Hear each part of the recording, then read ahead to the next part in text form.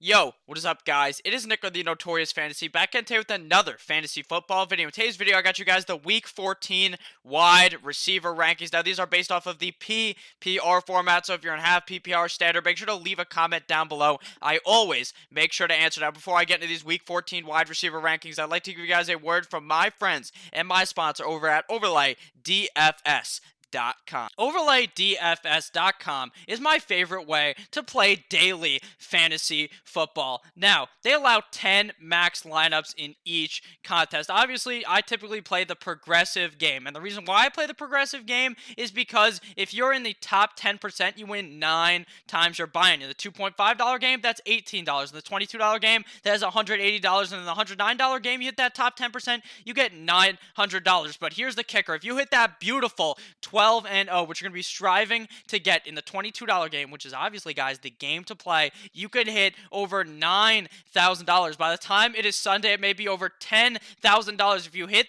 that beautiful 12-0 and all of the stars align. Obviously, there are other people in the contest, but it's pretty much just you versus the board. You only really have to worry about your score and the score that is going to get you to hit that cash and that top 10% money. So, obviously, guys, I'm going to show you how it works real quick so that you have a better understanding of it. You're going to be making 12 picks plus 3 alternate picks. Those alternate picks are so if someone gets hurt, then that matchup gets voided, and then you just take one of the games from your alternates. You're also going to be making it so you put them in order of how confident you are to get more points for the tiebreaker if you and someone else happens to tie. So obviously at the top, you would want to put the games you're most confident in. It's pretty much just player versus player. It is not that complicated. Who will score more fantasy points, Lamar Jackson or Pat Mahomes, Aaron Rodgers or Kirk Cousins? And my favorite thing to do is stack some players. So I like to go with 2 players on the same team.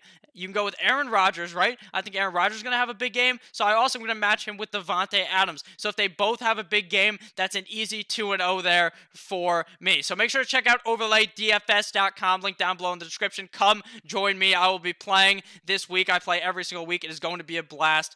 Let's go. And we are back. Make sure to check out OverlayDFS.com, link down below in the description. Let's get right into this video. Week 14 wide receiver rankings. Coming in at number 1, we have my main man, Davante Adams, going up against a trash Washington Redskins defense this week. I think that Davante Adams should be able to put up a humongous game and let his nuts hang on the Washington Redskins this week. We saw him last week play quite well in New York in the snow. This game, it should not be snow. It should be all good and all green for Davante Adams. Coming in at number 2, we have my boy Michael Thomas going up against the San Francisco 49ers. Now, this is actually going to be a tough matchup for Mr. Michael Thomas. This is going to be a game where people might think that he might fail. And while I think that Drew Brees won't put up a huge fantasy game, I really believe that Michael Thomas is going to still be able to go balls deep in the San Francisco defense. And it's just because of volume. He gets so much volume that it is unreal. You could see him getting 10 or 11 targets in this game, and that's obviously going to elevate him to be a top 5 fantasy football wide receiver for this week. So I really do like Michael Thomas this week, even up against a tougher San Francisco 49ers defense. Coming in at number 3, we have my main man, D-Hop, going up against the Denver Broncos. Now, obviously, DeAndre Hopkins last week, he was playing up against the Patriots. He was playing up against Stephon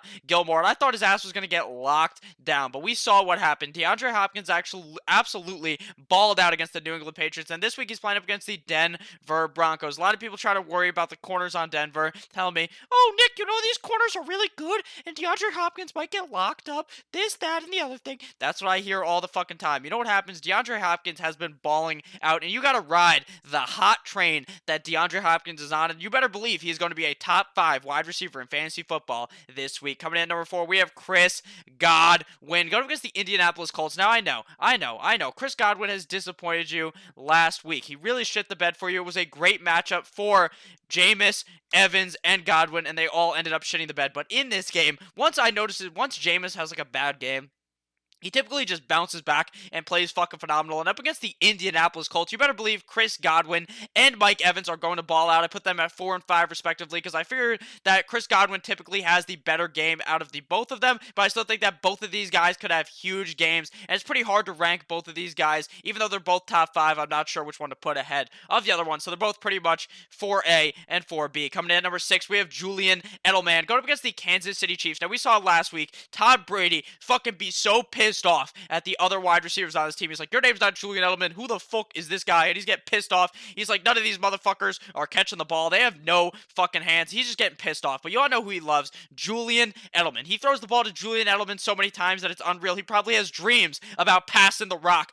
to Julian Edelman. All right, Julian Edelman is going to be able to ball out this week up against the Kansas City Chiefs, and you can quote that not one time if you're with me. Coming in at number 7, we have my main man, Cooper Kupp, going up against the Seattle Seahawks. Now, I know a lot of people might be worried about Cooper Kupp. The past couple of games, he has really shit the bed for you, but you got to believe that his bounce back is going to come. We saw last week Robert Woods catch the ball about 9,000 fucking times in the first half, and in the second half, he continued to catch the ball about 1,000 times. I think this game is Cooper Kupp's game. Knock one time if you're with me. I really like Cooper Kupp in this game. Going up against the Seattle Seahawks. Coming in at number 8, we have DJ Moore. Going up against the Atlanta Falcons, and I am a bit worried about DJ Moore. Obviously, last week I called for an amazing game. He played quite well, just under 20 points in full PPR. If he extended a bit more, he would have ended up scoring that touchdown, would have elevated you to about 26 PPR points. That would have been an amazing game. But in this game up against the Atlanta Falcons, I am worried. Nick, why are you worried? DJ Moore's been balling out of control. Are you fucking stupid?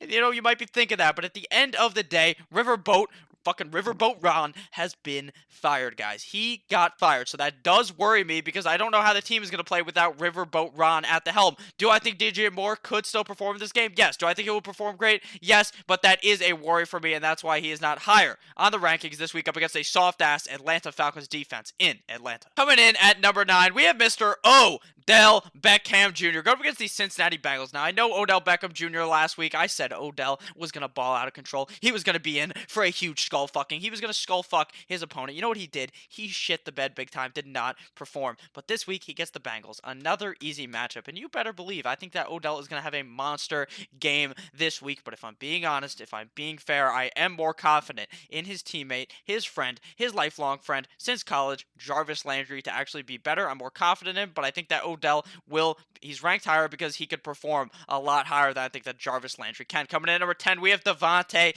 Parker. Going up against the New York Football Jets. This Jets defense is going to get skull fucked by my main man, Devontae Parker. I believe that Devontae Parker is going to have a humongous game this week against the Jets. He's been balling out of control last week, making catches. He fucking mossed some guy, and then he made a catch on the sideline, spun that shit around, pressed B on Xbox and Madden, did a fucking 360, and ran his ass straight into the end zone. It was beautiful. Who would have known that Devontae Parker was going to lead you to your fantasy championship? But it does not fucking matter because you got him. You play him up against the New York Football Jets this week. Coming in at number 11, we have Tyreek the Freak Hill going up against the New England Patriots. Now I know. No, my God, Nick, Tyreek Hill is playing up against Stephon Gilmore. Stephon Gilmore's going to clamp his ass down. He's not going to do anything. He's going to fucking suck ass. He sucks. Oh boy, Tyreek Hill is so bad. People are going to be saying that. People are going to be mad. And I think that Tyreek Hill is still going to be able to ball out up against this New England Patriots defense. Obviously, you got to temper your expectations because the defense looks pretty good. But we saw last week DeAndre Hopkins kind of gave him a bit of a whoop, whoop, whoop, you know, a bit of a skull fuck there. And we saw Tyreek Hill, typically we've seen wide receivers in the past actually look pretty okay against the New England Patriots, and a guy with such skill sets like Tyreek Hill, I believe that he will still be able to have a great game this week up against the New England Patriots and put him in the top 12. Coming in at number 12, we have Jarvis Juice Landry. And like I said for Odell, I really believe that Jarvis Landry could end up performing better than Odell Beckham. Jarvis Landry has just been balling out compared to Odell Beckham the last couple of games. And in this soft-ass matchup up against the rivals, the Cincinnati Bengals, I believe that Jarvis Landry will have a huge game this week against the Cincinnati Bengals at home in Cleveland. Now on to the 13 through 24. So if you guys have not subscribed to the channel already, please make sure to click that subscribe button down below. You know, it's also on the screen somewhere over here, I think, at the bottom. And you know, you could just fucking click out of the video, click that subscribe button. It would really mean a whole lot to me. Now on to 13 through 24. Coming in at number 13, we have Stephon Diggs going up against the Detroit Lions. Now I am a bit uncomfortable with Stephon Diggs because his fantasy points look like this. It's like, ooh, it fucking goes up, it goes down. It's a fucking roller coaster ride for Stephon Diggs. But this week he's playing up against the Detroit Lions. So if you had any time to feel confident in him, it would be this week, especially with Dalvin Cook banged up. Now it's looking like Dalvin Cook is going to be able to get that start in the game. I thought that was going to happen. That's just what it looks like it's going to be. So I believe that Stephon Diggs will be big in this game. The Detroit Lions defense could not stop Mr. Kissing Titties Trubisky last week, and I believe that Stephon Diggs will be able to ball out this week against the Detroit Lions, but I am a bit worried. Coming in at number 14, we have the injured man, Julio Jones, going up against the Carolina Panthers. Now, right now, I'm unsure if Julio Jones is going to play. Some reports are saying Julio Jones is in. Other reports are saying Julio Jones is still fucking banged up. He may not play. So right now, I am quite confused. So I don't know if he's going to play or not. But if he does play, you better believe he is a top 15 option up against this terrible Carolina Panthers defense. Coming in at number 15, we have Keenan Allen going up against the Jacksonville Jaguars. Am I ultra confident in Keenan Allen? Might be a question you may be asking. You might be thinking, Nick, Keenan Allen really has not done shit this season. He's kind of been really a disappointment. Am I confident in him? No. But will I play him up against the Jacksonville Jaguars? You better believe it. Mr. 12 kids, Philip Rivers, is going to be able to find Keenan Allen enough times to warrant him being a top 15 type of guy in fantasy football this week. Coming in at number 16, we have my boy, Baby Shark, Baby Shark. And sorry about that weird fucking dance, but Baby Shark this week, last week, he disappointed. Him and Big Dick Nick did not do anything. But once Gardner Minshew came into the game, he was looking a bit flashy, looking a bit good. And in this game up against the LA Chargers, I believe that DJ Moore could have a huge game this week. I like DJ Moore coming in at number 16, but temper your expectations because it seems like with Gardner Minshew, he just does not play as well. Coming in at number 17, we have Calvin Ridley going up against the Carolina Panthers. Now, if Julio Jones is out, you could take Calvin Ridley and fucking skyrocket him into the rankings. You could put him up at like number 13. I would love Calvin Ridley this week if Julio Jones is out. But even with Julio Jones in the game, I think that Matt Ryan plays good enough for this game to be a decently high-scoring game where Calvin Ridley is able to ball out even if Julio Jones is in the lineup. Coming in at number 18, we have the garbage time man, Alshon Jeffrey, going up against the New York Giants. Now, it's not necessarily garbage time because the Eagles were trying to win the game, but Alshon Jeffrey scored a fucking touchdowns that just didn't make any sense up against the Miami Dolphins in a humongously big scoring game. I like Alshon Jeffrey in this game against the Giants, but I'm not sure it's going to be that back and forth ping pong type of affair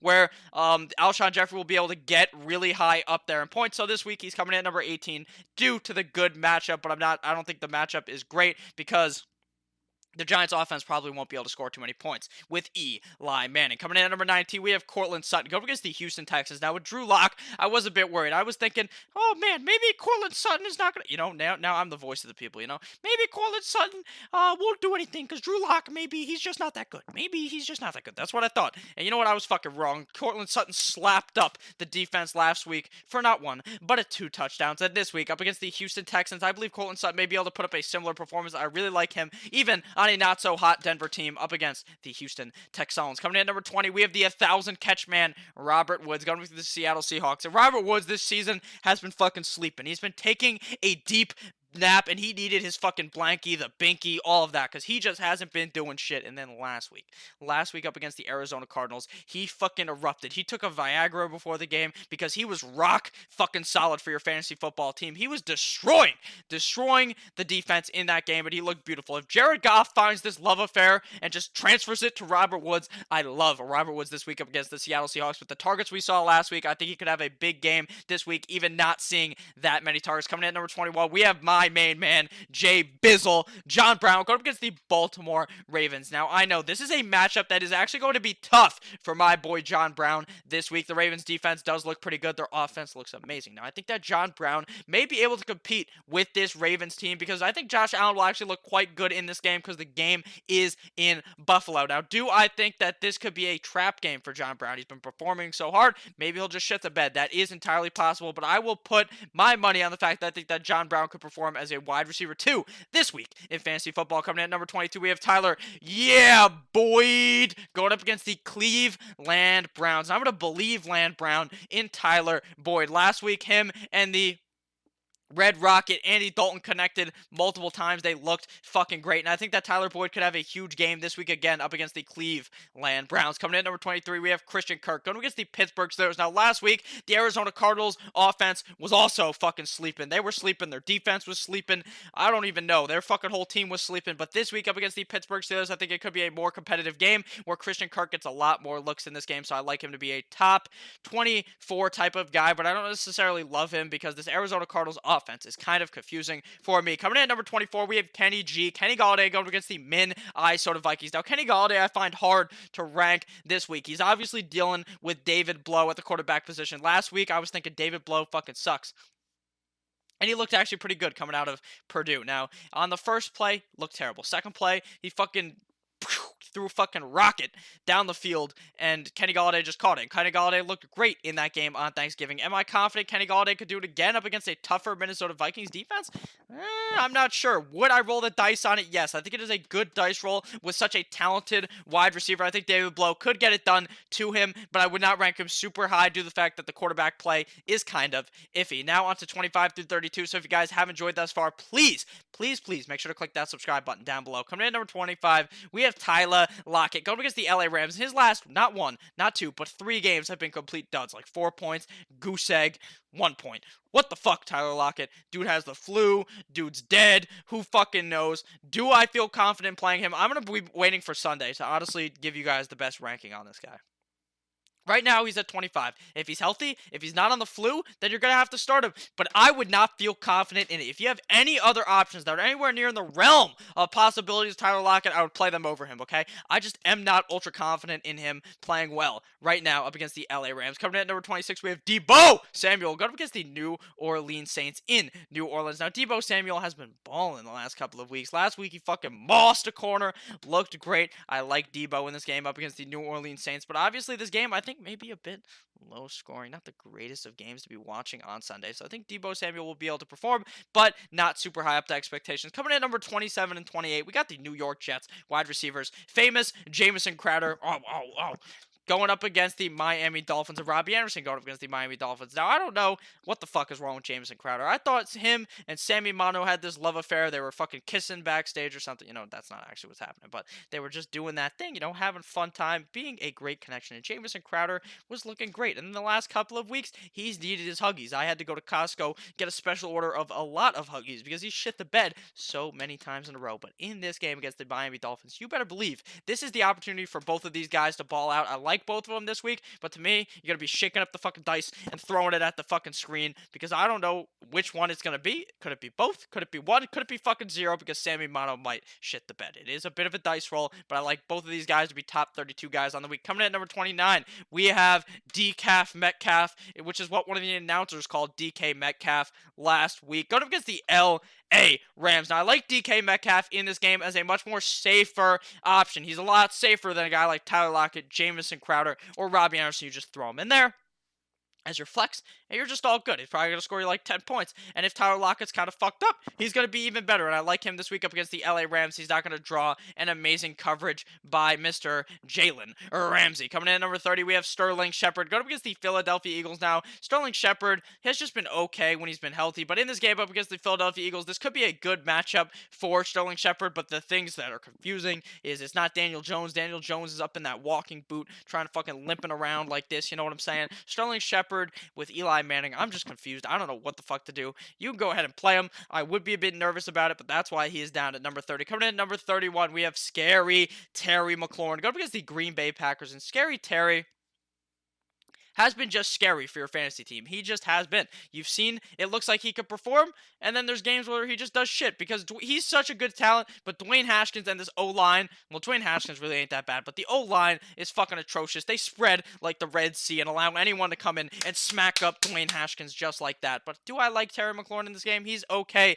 He's definitely a dice roll, but I think he could be good in this game. Coming in at number 32, we have James Washington going up against the Arizona Cardinals. Now, I actually like him the most out of any of these guys besides DK Metcalf. I really think James Washington could have a huge game, but the biggest part about it is, can you rely on Mr. Duck Hodges? Can you go ahead and do it? I think James Washington has had a good enough games in a row, like 3 good games in a row, that it warrants him being a top 32 guy, and definitely a solid flex option this week up against the Arizona Cardinals. So thank you guys all for watching this video. If at any point you ended up enjoying, please make sure to click that subscribe button down below. I love each and every single one of you guys. Make sure to click that subscribe button down below. Check out overlaydfs.com. Click on one of the videos that's on your screen over here, down here, somewhere. There's fucking videos. Check out overlaydfs.com. I love each and every single one of you guys. Make sure to have a beautiful rest of your Friday. Goodbye, friends.